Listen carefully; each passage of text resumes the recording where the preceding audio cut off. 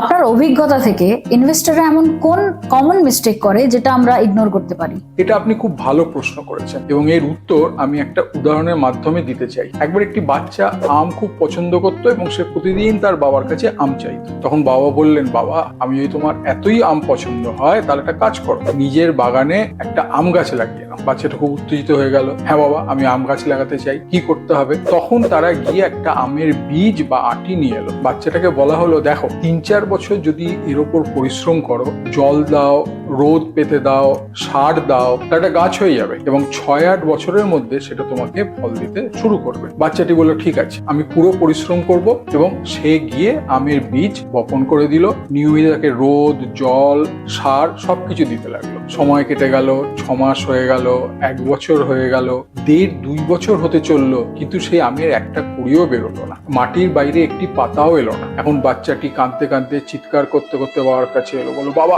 আমার সাথে প্রতারণা হয়ে গেছে, আমি এত পরিশ্রম করলাম কিন্তু সে আম গাছ তো উঠলোই না, কোথায় আমার ভুল হলো? বাবা জিজ্ঞেস করলেন, বাবা মনে করো তো তুমি তাকে জল দিয়েছিলে? সে বললো, হ্যাঁ বাবা আমি জল দিয়েছিলাম। তুমি কি তাকে ভালোভাবে রোদ পেতে দিয়েছিলে? হ্যাঁ বাবা আমি রোদও পেতে দিয়েছিলাম। তুমি কি মাঝে মাঝে সার দিয়েছিলে? হ্যাঁ বাবা আমি সারও দিয়েছিলাম, আমার দিক থেকে কোনো কমতি ছিল না। তখন বাবা বললেন, তাহলে হয়তো এমন হয়েছে যে আমের বীজটা ভেতর থেকে পচে গেছে। না বাবা সেটা পচতেই পারে না। কেন?